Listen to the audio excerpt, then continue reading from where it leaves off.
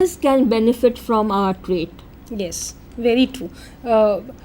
Shall we move on to do the analysis part? I Yes. think let us give students a Yes. little chance to learn how the analysis actually is done. Yes, let's do it together. They can do the analysis by answering some questions we are going to pose in the next slides. Okay. These are very simple questions which any student or any individual can sit calmly, think over and answer. Yeah. And these answers to these questions will help the people do their own SWOT analysis. Yes, and I think rightly you said that in the first, as we started talking about this lecture, you said that it is a type of introspection. Yes. So it is how one looks at one own self, Yes. that is important. So let's go ahead. Okay, so first, the thing that we have to identify is a very positive thing, the strengths that a person has. Yes. And the questions that one can answer are. What are the things that you can do well? Okay. So So- we may be good at certain things. So the first thing, the first item that we can answer, the questions that we can answer is what are the things that you can do well? So, and then of course, when you say that things you can do well, it involves a gamut of things. Yes. It's not only whether it's emotional or whether it is physical, but it involves a range of other things as well. Absolutely, absolutely. And okay, then the next is, what are your relative advantages over your competitors? Yes. For example, there are some people who are very dedicated. Perseverance is something very significant to them. So that becomes a very important personality character which can be seen as a strength of that person, because there are so many hurdles in our path many times, and sometimes we become disillusioned or sometimes we feel like giving up. But if a person is determined, then the person can overcome all the difficulties that come in his or her path, whereas others might not have this important trait in them of being perseverant. So that would be an advantage that one person has over the others. And then which are the next question we need to ask ourselves are, which of the qualities that you possess are described as your strengths by the people who know you? I think people knowing us, telling us about our personality traits, are what we are positive in, or what our strengths lie in, is an important aspect. Absolutely, Aarti. Very true. That's a very important aspect, because sometimes our perception is clouded by, our analysis is clouded by our perception. We think something about ourselves, but maybe the others do not view us in that particular light. So very rightly put, Aarti, that how others view us, what according to others are our strengths. And we may not be aware of some strength that we have, and some family member or close friend or some teacher may tell us that this is a strength that you can actually build on. So very rightly, how others look at us. But now I'm also reminded, when you are saying this, I'm also reminded that when our students come to us and ask us about themselves, that, if they are trying to, say for example, come to us with a problem and we are trying to solve their problem, I think it becomes important for the teacher also to tell the students that, no, you can do this because you're good in this. So that what happens is, it is motivating them, it will help them to develop further, whatever they are doing in. Absolutely right, Aarti. The teacher, the parents play a very important role, because they have lived life more than the students. And they have a better understanding of the society and also sometimes of the individual himself or herself. Right. So their perspective also matters a great deal. We can understand a lot about ourselves by listening to our teachers. And if they say there is a strength in us, we might not be aware of it, but their suggestion we can definitely take into consideration. So what is the last thing that we have to do, what is the last question that we have to answer? I think we shouldn't remain complacent that, okay, these are our strengths, and we remain complacent. What we need to do is enhance them. Absolutely. Enhance our strengths all the more, you know. But then, of course, we need to view it in a sense that we don't harm anyone. Absolutely. Yeah, Yes. you know, because enhancing the strengths doesn't mean littling the other people. Other you person. know. So Absolutely, yes. that is what is important. Shall we move on to the weaknesses, Yes, analysis of yes. the weaknesses now? We move on to the next slide. What are the things that you do not do well? When we are looking at the things that we do well, at the same time we have to analyze what are the Yes. things, what are the shortcomings in us, and what are the Yes. things that we do not do well. Now, in fact, we can say that we can work upon our weaknesses, Absolutely. We can, what we can't do well. yes, yes. And work upon it and try to develop within us a particular system which will help us to move towards what we do not have. do not have. So Absolutely. that is one very important thing that we need to do is to understand what we cannot do well and try to do that in a better manner. Absolutely, Aarti, very true.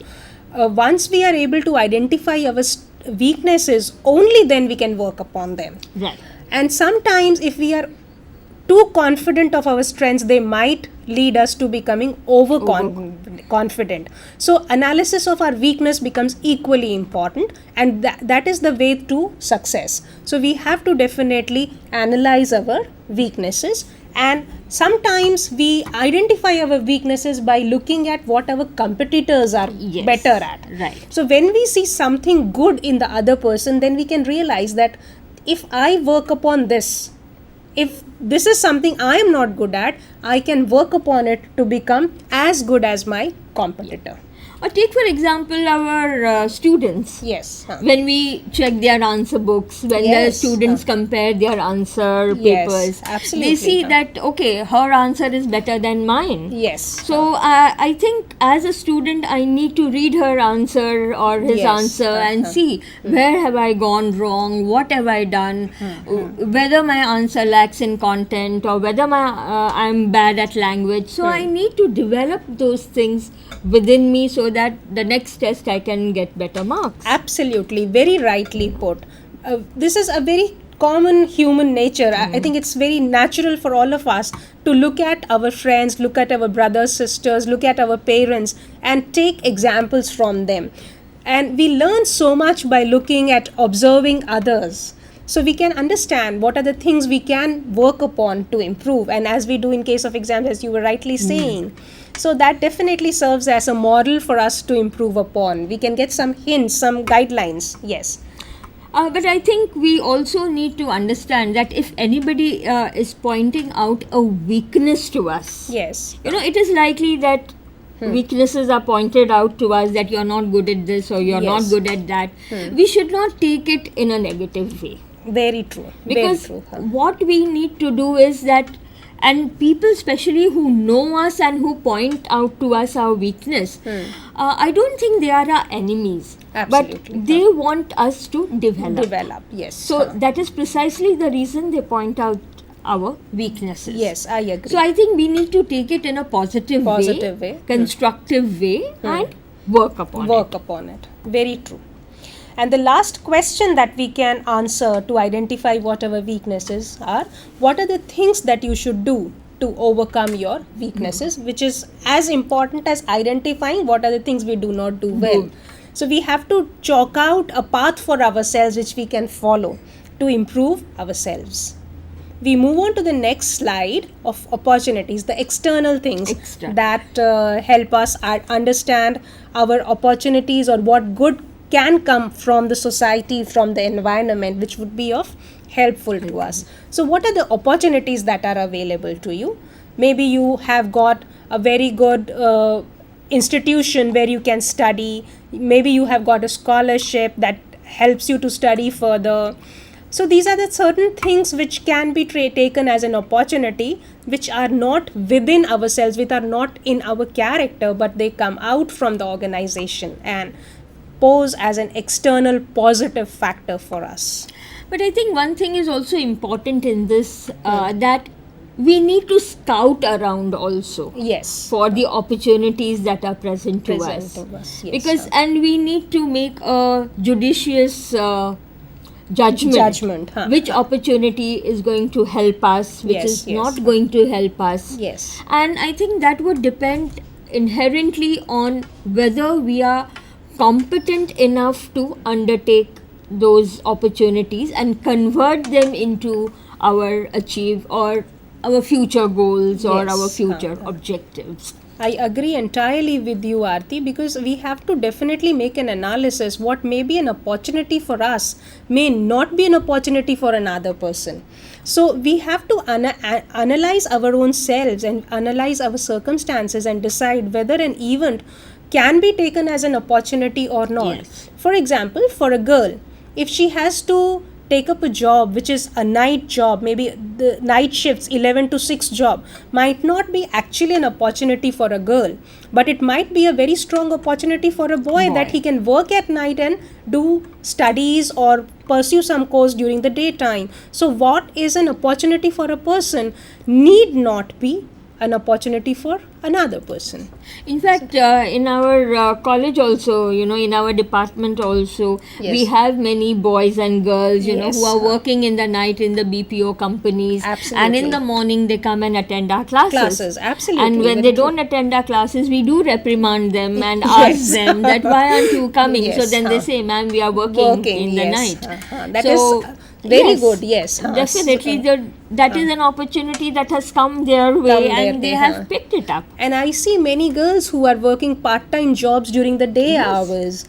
So they have to manage their studies as well as earning a little bit while studying. So that's Right. something very good about Yes. the modern day youth, that they are aware of their responsibilities and the surroundings. What about Charul? What about though? Suppose an opportunity comes our way, and we are not competent enough to undertake that opportunity, and we really want to, work towards it. We feel that for future it is going to be very good. So, what should one do for that?